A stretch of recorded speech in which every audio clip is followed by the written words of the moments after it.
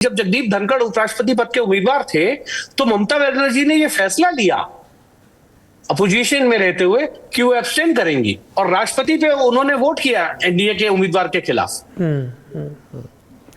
चलिए तो ममता बनर्जी को भी लगा होगा कि मुक्ति मिली मुझे। जी राजदीप जी, अब बंगाल का भी जिक्र आ गया और आप बड़ी देरी से वेट कर रहे हैं, बताइए क्या जानकारी है आपके पास? ये कोई 21 जुलाई की बात नहीं है। 21 जुलाई में मामला इस लेवल पर आ गया कि इस्तीफा मांगा गया, लेकिन ये पिछले 6-8 महीनों से, कुछ लोग कहते हैं 1 साल से चल रहा है और दोनों तरफ से एक तरह से कम्युनिकेशन ब्रेकडाउन हो गया था। मैं आपको कुछ उदाहरण दूंगा क्योंकि ज्यादातर हिमांशु और विकास ने जो 21 तारीख को घटनाएं हुई उसके बारे में भी आपको बताया है। आपने भी जेडी वैंस का जिक्र किया। जेडी वैंस का जब दौरा हो रहा था मई के पहले हफ्ते में, तब वाइस प्रेसिडेंट के ऑफिस से पीएमओ और मिनिस्ट्री ऑफ एक्सटर्नल अफेयर्स को कन्वे किया गया था कि क्योंकि वहां के उपराष्ट्रपति आ रहे हैं, अच्छा होगा कि भारत की तरफ से जगदीप धनखड़ एक तरह से रिप्रेजेंट करे और उनके लिए एक बैंक्वेट रखे। बैंक्वेट छोड़िए, उनको किसी भी कार्यक्रम में उनको बुलाया नहीं गया और उनको एक तरह से नजरअंदाज किया गया। उससे वो दुखी थे। ये तो मई महीने में था, लेकिन उसके पहले भी हिमांशु जी ने जैसे कहा, शिवराज सिंह चौहान के सामने उन्होंने किसानों का मामला उठाया। जब से उनके खिलाफ नो कॉन्फिडेंस मोशन विपक्ष ने लाया था दिसंबर के महीने में, तब से धनखड़ जी ने कोशिश लगातार की कि विपक्ष के नेताओं से बातचीत करें और उनको कहें कि देखिए मैं आपके खिलाफ नहीं हूं। इस पूरी प्रक्रिया में उन्होंने जयराम रमेश के साथ कई दफा बातचीत की, अपने कार्यालय में और उनके घर पे भी। उन्होंने मल्लिकार्जुन खड़गे के साथ एक 45 मिनट्स वन-ऑन-वन कॉन्वर्सेशन किया। अरविंद केजरीवाल से मिले वो। अब ये वही नेता है जो खासकर कि केजरीवाल जी, जो इस सरकार के लिए रेड रैग है, लाल एक तरह से रेड रैग जिसे आप कहते हैं, जिसको वो एक तरह से सोशली बॉयकॉट करते हैं। अब उपराष्ट्रपति उनको मिलते हैं, उपराष्ट्रपति के करीबी कह रहे हैं कि उनके बंगले में कुछ ऐसे लोग थे, या तो बग किया गया था या कुछ लोग थे जो भी होता था वो सरकार तक पहुंच जाता था, जो भी वो कहते थे। सरकार की तरफ से ये कहा जा रहा है कि वो बड़बोले हैं, वो किसी के बारे में कुछ भी कहते थे। मैं आपको एक उदाहरण दूं, एक शिवसेना की सांसद हैं, वो उनसे मिलने गई नवंबर के, या उनको गैलरी में कॉरिडोर में कहीं मिली। तो नवंबर में महाराष्ट्र के चुनाव हुए थे और शिवसेना यूबीटी हार गई थी चुनाव। तो तुरंत धनखड़ जी उस महिला एमपी से कहते हैं, oh you are totally demonetized like your party, आप डीमोनेटाइज हो गए हैं। अब इस तरह की बातचीत जो है वो धीरे धीरे सभी सांसदों तक पहुंच गई थी कि किस तरह से उनका बर्ताव है विद इंडिविजुअल एमपीज। लेकिन धनखड़ जी के यहां से ये खबर आ रही है कि सरकार उनको ह्यूमिलिएट लगातार कर रही थी। उदाहरण के तौर में जब जेडी वांस का मैंने उदाहरण दिया, उसके अलावा पूरे उनके कार्यकाल में उनको केवल 2 बार अनुमति दी गई देश के बाहर जाने के लिए। एक किंग चार्ल्स का एक फंक्शन था और एक ईरान में एक फंक्शन, एक फ्यूनरल शायद था किसी एक वहां के एक नेता का। अब आप हामिद अंसारी को देखिए, वो दुनिया भर जा रहे थे और धनखड़ जी के ऑफिस ने लिखा कि why is the vice president not being allowed to go on foreign delegations. उनको कोई जवाब, उनकी तरफ से कहा जा रहा है कि उनको कोई जवाब सरकार की तरफ से नहीं आया। एक बड़ा इशू है जिसका शायद हिमांशु जी ने जिक्र नहीं किया, जो एक इंपॉर्टेंट बात है। पीसी मोदी जो राज्यसभा के सेक्रेटरी जनरल है, वो समझा जाता है सरकार के बड़े करीबी है, आईआरएस के ऑफिसर रहे हैं। उनको एक्सटेंशन भी मिला है और वो राज्यसभा के सेक्रेटरी जनरल है। जब उनको एक्सटेंशन मिल रहा था और जब उनके बारे में कुछ बातें हुई, तो उपराष्ट्रपति ने कई मंत्रियों से कहा कि I don't want PC Modi, मुझे कोई और चाहिए। तब सरकार ने उनको कहा दैट इज नॉट योर, कौन बनेगा ये सरकार तय करेगी, जगदीप धनखड़ नहीं तय करेंगे। तो जो धीरे धीरे उनकी तरफ से ये कहा जा रहा है कि मेरे खिलाफ जो धीरे धीरे ह्यूमिलिएशन हो रहा था वो मैं सहन नहीं कर पाया, और मेरा एक तरह से क्या कहते हैं, सेल्फ रिस्पेक्ट जो है, आत्मसम्मान जो है, उसको ठेस पहुंची और वो बोलने लगे।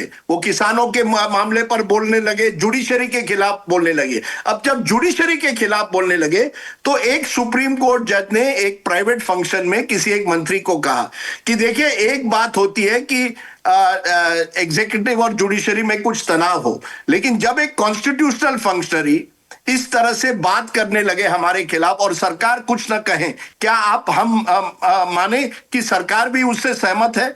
जब बेसिक स्ट्रक्चर के डॉक्ट्रिन पर जगदीप धनखड़ आप अपनी बात रखते हैं तो सरकार कुछ नहीं कहती है, क्या हम माने कि सरकार जगदीप धनखड़ की बातों से सहमत है? तो अलग अलग चीजों की वजह से एक लगातार तनाव बढ़ता गया दोनों की तरफ से, और एक ऐसी स्थिति आ गई जहां ये जजेस का मामला, एक तरफ जस्टिस वर्मा, दूसरी तरफ जस्टिस शेखर यादव, इन बार बार हिमांशु ने जयराम रमेश का जिक्र किया। एक और व्यक्ति थे कपिल सिब्बल। कपिल सिब्बल का कहना था, कपिल सिब्बल जस्टिस वर्मा के लिए कोर्ट में लड़ेंगे। वो उनका कहना है कि जस्टिस वर्मा को स्केपगोट बनाया जा रहा है। जस्टिस कपिल सिब्बल का कहना है कि आप जस्टिस शेखर यादव के खिलाफ 6 महीने से उस फाइल पर क्यों बैठे हैं? तब धीरे धीरे एक कॉम्प्रोमाइज की तरफ से आया कि अगर नोटिस 63 एमपीज ने वर्मा के खिलाफ दिया है तो आपको शेखर यादव के खिलाफ भी, जो 6 महीने से आप उस पर बैठे हैं, आपको उस पर भी कार्रवाई करनी पड़ेगी। तो ये बैकरूम में धीरे धीरे कॉम्प्रोमाइजेस होने लगे। अब इस सरकार की एक बात जाने जो हिमांशु जी ने नहीं कही, अमित शाह और नरेंद्र मोदी जी के पॉलिटिकल प्लेबुक में कोई भी व्यक्ति अगर उनके नैरेटिव से कहीं बाहर हट जाए या ऐसी चीजें कहें जो सरकार के नैरेटिव से बाहर हो या उनके पॉलिसी से फ्रेमवर्क से बाहर हो, फिर वो मंत्री हो या कॉन्स्टिट्यूशनल फंक्शनरी हो, ये सरकार उसे बर्दाश्त नहीं करेगी। और यही वजह है, ये सब justice Verma was the last straw. और उसमें यह भी हुआ कि एक मंत्री ने उनको फोन करके कहा कि धनखड़ जी आप छोड़िए, ये जिद छोड़िए, ये लोकसभा में ये नोटिस तो आ गई है, इतने लोगों ने साइन किया है। उन्होंने उस मंत्री को कहा जो कि you don't teach me law. आप कौन होते हैं मुझे law? I was one of the highest tax payers in Rajasthan as a lawyer. I am a Supreme Court lawyer. You don't have to teach me. You do not know anything about the law. अब इस सरकार में जब कोई भी constitutional functionary इस तरह से बोले तो सरकार हिल जाती है तुरंत, क्योंकि यहां तो सब लोग एक ही लाइन में रहते हैं ना। जब तक वही जगदीप धनखड़ चापलूसी कर रहे थे सरकार की, तब तक वाहवाही थी। जब तक वही जगदीप धनखड़ ममता बनर्जी को कटघरे में रख रहे थे बंगाल में, तो उनकी वाहवाही थी। जब तक जगदीप धनखड़ राज्यसभा में विपक्ष को एक तरह से कटघरे में रखकर इस नौबत आ गई कि नो कॉन्फिडेंस मोशन पहली बार इतिहास में पार्लियामेंट के खिलाफ उनको, तब तक उनकी वाहवाही थी। अब वही जगदीप धनखड़ जब अपना बैकबोन, क्या कहते हैं हिंदी में, अपनी रीढ़ की हड्डी थोड़ी बहुत एक बार फिर लाते और कहते हाँ मैं शेखर यादव का भी मामला देखूंगा, मैं खड़गे जी से भी मिलूंगा, केजरीवाल से भी मिलूंगा, विपक्ष से भी संपर्क रखूंगा, तो आपके वो खिलाफ हो जाते हैं। और यही वजह है, ये जानिए, ये असलियत है कि हिमांशु जी की बात और विकास जी की बात बिल्कुल सही है कि जो 21 तारीख को हुआ उससे सरकार बहुत नाराज थी, लेकिन ये नाराजगी कोई 21 जुलाई की नहीं है। इस सरकार में पिछले 1 साल या सर्टेनली लास्ट 6-7 मंथ्स में कई ऐसे सरकार के मंत्रियों को लगता है कि Jagdeep Dhankhar was going out of line. Out of line यानी क्या? वो एक तरह से सरकार की बातों को पूरी तरह से 100% मानने के लिए नहीं तैयार थे। और इस सरकार में अगर आप 100% नहीं मानते हैं तो आपको कहा जाता है now it is time for you to go. P C Mody का जो उदाहरण मैंने दिया, secretary general, that was one of the major turning points, जहां उनके बीच में और सरकार के बीच में तनाव बढ़ता गया। लोगों में ये दिलचस्पी भी है कि क्या कांग्रेस या दूसरी विपक्षी पार्टियां इस मुद्दे पे जितनी एग्रेसिव होकर पॉलिटिक्स कर सकती थी, जितना रीच आउट कर सकती थी, वो नहीं कर रही, क्योंकि एक तरफ जयराम रमेश ने कुछ बयान दिया, लेकिन पी चिदम्बरम ने कह दिया उनका व्यक्तिगत व्यू है, पार्टी का व्यू नहीं है। तो कई लोगों ने इस तरफ ध्यान दिलाया कि ये जो रियल पॉलिटिक है उसमें कांग्रेस पिछड़ी है और लोगों ने कहा कि अगर इंदिरा और संजय का ज़माना होता तो वो बड़ी तत्परता से इस मुद्दे को लपकती। और दूसरी बात ये भी कही, सर दूसरी सवाल तो सुन लीजिए। दूसरी बात ये भी कही गई कि जब कांग्रेस में कोई ऐसा डिफेक्शन होता है, कोई बागी होता है, तो बीजेपी लपकती है। कभी अमरिंदर सिंह का उदाहरण दिया गया, कभी गुलाम नबी आज़ाद का उदाहरण दिया गया, कभी शशि थरूर का। आपको लगता है कि विपक्ष इस मुद्दे पे और रीच आउट कर सकता था? नहीं, कैसे करे? देखिए, जयराम रमेश ने एक अपनी line of communication Jagdeep Dhankhar से बना ली थी। हिमांशु की बात बिल्कुल सही है, लेकिन आप ये भी जानिए, यही विपक्ष जनवरी के महीने में इनके खिलाफ नो कॉन्फिडेंस मोशन ला रहा था। अब उसी व्यक्ति को आप किस लेवल तक उसको समर्थन करेंगे? और विपक्ष में कई डिवाइड्स है। कई लोगों को लगता है जो जगदीप धनखड़ के साथ हुआ है वो बिल्कुल सही है, विपक्ष में भी, कि ये पिछले 3 सालों में से हमको इतना हैरान कर रहे थे। वही शिवसेना की एक एमपी है, वो मुझे कह रही थी, जगदीप धनखड़ ने उनको कहा कि you will be losing your seat in 2026, मैं तो रहूंगा 27 तक। अब देखिए, इस तरह का अगर व्यक्ति हो जो एक बार उसने किसी एक सांसद से देखा कि उस सांसद के पास एक अच्छी घड़ी है। अच्छा, you have got such a nice watch, you must be earning a lot as an MP. अगर इस तरह से सार्केज्म से बात करना, लोगों के साथ सही बात नहीं करना, तो विपक्ष कोई जगदीप धनखड़ से खुश नहीं था। ये कहीं ना कहीं जयराम रमेश ने अपनी एक लाइन ऑफ कम्युनिकेशन उनसे बना ली थी और उन्होंने ही ट्वीट किया ये कि वाई आर यू रिजाइनिंग, आप किसान नेता हैं, आप क्यों रिजाइन कर रहे हैं। वहीं दूसरे जो नेता है, चिदम्बरम जैसे नेता, जिनका कहना है कि Jagdeep Dhankhar was totally a partisan umpire, बिल्कुल न्यूट्रल नहीं थे, वो कह रहे हैं हम क्यों जगदीप धनखड़ के बचाव में आए, केवल रियल पॉलिटिक्स के लिए ऐसे व्यक्ति के साथ आए जो 6 महीने पहले हमने उनके खिलाफ नो कॉन्फिडेंस मोशन लाया था। और उनका भी कहना है कि अगर जगदीप धनखड़ सरकार के खिलाफ कल कुछ कहे या कुछ बातें उजागर करे तो फिर देखेंगे। इस समय विपक्ष किस मुंह से जगदीप धनखड़ का पूरी तरह से समर्थन कर सकता है, जबकि उनकी इतनी एक तरह से बहस हुई है उसी व्यक्ति के साथ और बाकी भी दल के साथ। उनका बर्ताव जिस तरह से रहा है, कोई भी विपक्षी से आप पूछिए, how did you find Jagdeep Dhankhar behave, they say he was totally partisan. तो रियल पॉलिटिक्स की भी एक सीमा होती है, मुझे लगता है, और यही जगदीप धनखड़ की मुझे लगता है एक वीकनेस हुई। अंत में उनके साथ कोई दोस्त नहीं रह गए।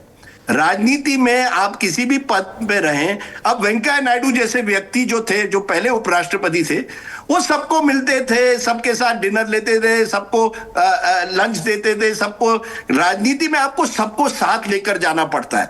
जब जगदीप धनखड़ के बुरे दिन आए और नरेंद्र मोदी और अमित शाह ने तय कर दिया कि उनको हटाना है, जगदीप धनखड़ के साथ कौन रहेगा जब आप इतने लोगों को इतनी बार जलील करेंगे? केवल मंत्रियों को नहीं, लेकिन विपक्षियों को भी आपने जलील किया ना। एक दिन में दुनिया नहीं बदलती, और यही मुझे लगता है जगदीप धनखड़ की गलती रही। He became larger than office. उनको लगा मैं उपराष्ट्रपति हूं, अब मैं कुछ भी कर सकता हूं। और यही मुसीबत होती है एंकर की भी और कभी कभी एक पॉलिटिशियन की भी। जब 20 साल से आप बिल्कुल पॉलिटिक्स के मार्जिन्स पे रहे और सडनली ओवरनाइट आपको गवर्नर बनाया जाता है या आपको उपराष्ट्रपति बनाया जाता है, आपको लगता है आप बहुत बड़े व्यक्ति बन गए। मैं आपको आखिर में एक स्टोरी बताता हूं।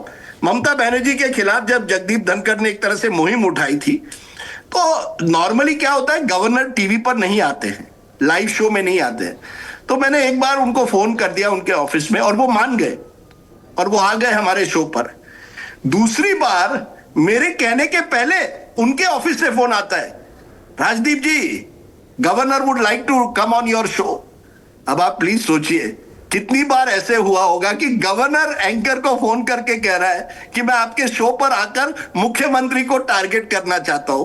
अब ये जगदीप धनखड़ अलग तरीके, ही वाज अ पॉलिटिशियन, वो अपना जो राजनेता थे उसे छोड़ नहीं पाए, वो राजनेता भी नहीं छोड़ पाए और वकालत भी नहीं छोड़ पाए। तो उनका एक इशारा जुडिशरी पे था, he did not like the bench, वो जजेस के खिलाफ थे और वो नेतागिरी भी करना चाहते थे। एक बार आप नेतागिरी, इट्स लाइक ज्ञानी जैल सिंह जो फेमस राजीव गांधी के खिलाफ हुआ था। ज्ञानी gel Singh could not give up being a politician and that was the biggest. भी आप राष्ट्रपति बने फिर भी आप नेतागिरी कर रहे हैं, आप उपराष्ट्रपति बने फिर भी नेतागिरी कर रहे हैं। और नरेंद्र मोदी अमित शाह सरकार में ऐसा नहीं चलेगा, क्योंकि सत्ता केवल इन गुजरात जोड़ी नंबर 1 के हाथ में है। बाकी किसी आज की तारीख में कोई भी मंत्री कुछ कहें तो क्या होगा, ये कहा जाता है एक मंत्री को महाराष्ट्र से आते हैं, उनको एक कैबिनेट रिशफल में ऐसी हटाया गया।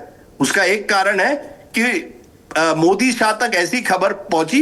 ये बोलते बहुत हैं, बोलना इस सरकार में गुनाह है। चुप रहिए, you have to be quiet, silent.